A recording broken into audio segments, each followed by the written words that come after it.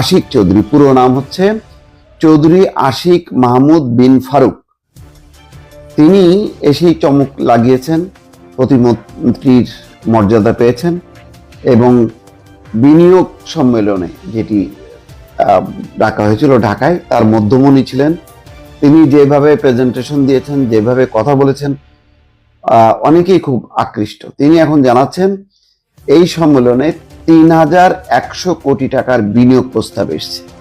বর্তমানে যেখানে বিনিয়োগ পৌঁছে গিয়েছিল সেখানে এই প্রস্তাব আসাটা খুবই ইতিবাচক এবং বিশেষ করে আশিক চৌধুরী যে একটা ঝাঁকুনি দিতে পারলো, ইতিমধ্যে খুবই জনপ্রিয়, তার চলন বলন, তাকে নিয়ে নানা রকম ক্রিয়া প্রতিক্রিয়া হচ্ছে, তার মধ্যে পজিটিভ আছে এবং বলা যায় ইয়াং জেনারেশনের এখন ক্রেজ তিনি।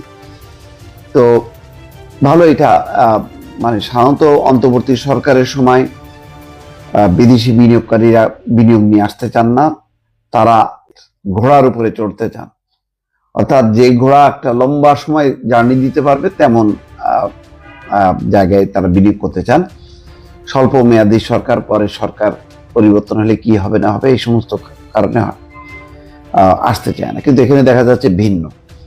এখানে যারা এসছে তারা আসলে ওই মাপ কে সরকারে থাকলো না থাকলো সেটা চিন্তা করেনি। তারা দেখেছে যে প্রস্তাবনা ভালো, তারা কোন জায়গায় বিনিয়োগ করবে, কিভাবে বিনিয়োগ করবে, এই বিনিয়োগের সহজলভ্যতা এবং যেহেতু একটা জনশক্তি আছে বাংলাদেশের, সেই জায়গাগুলো যদি অ্যাকোমোডেট করা যায় তাহলে কেন আসবে না। চীন যেমন আসছে, ১,০০০ শয্যার হাসপাতাল করবে, আরও বিনিয়োগ প্রস্তাব উত্তরাঞ্চলে বিশাল আকারে তারা হাসপাতাল করবে, এটা স্বাস্থ্য উপদেষ্টা আনুষ্ঠানিকভাবে জানিয়েছে। আর ঢাকার কাছাকাছি একটি ১,০০০ বেডের অত্যাধুনিক হাসপাতাল করা হবে।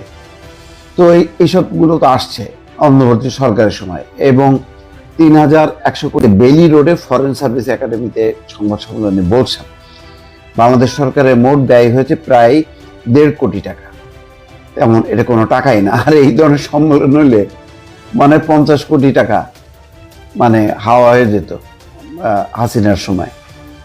তবে এতে পার্টনার হিসেবে যারা অংশ নিয়েছেন তারা ব্যয় করেছেন প্রায় ৩.৫ কোটি টাকা, আর সব মিলে ৫ কোটি টাকা, সরকারের অংশ হচ্ছে ১.৫ কোটি টাকা।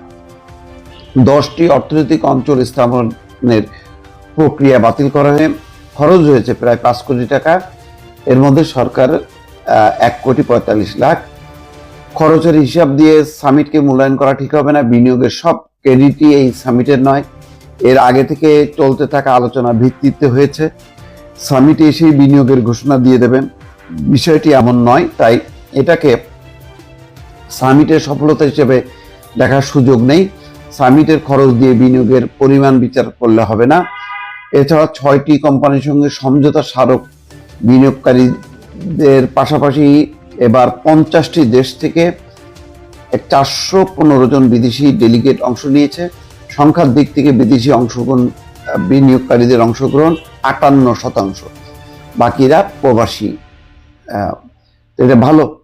বিডার চেয়ারম্যান আশিক চৌধুরী বলছেন দেশের মানুষ সহনশীলতা, বিনিয়োগ সম্ভাবনার অবস্থা সচক্ষে দেখে বিদেশিরা উচ্ছ্বসিত। সামিটের সফলতা নিয়ে বিডার চিন্তিত নয়। বিদেশিদের কাছে বাংলাদেশ সম্ভাবনা তুলে ধরাই ছিল সম্মেলনের প্রধান উদ্দেশ্য।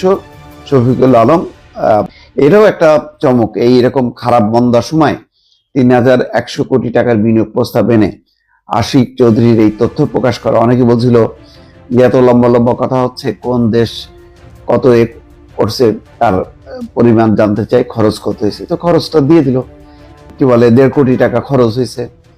তার বিপরীতে ৩,১০০ কোটি টাকা বিনিয়োগ প্রস্তাব এসছে।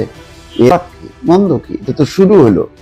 তারপরে আগামী সরকার যখন একটা ইলেকটেড গভর্নমেন্ট আসবে, স্থিতিশীল হবে, তখন আরো বাড়বে, সমস্যা তো নেই। এখন সমালোচনা করলে অনেকভাবেই করা যায় দর্শক।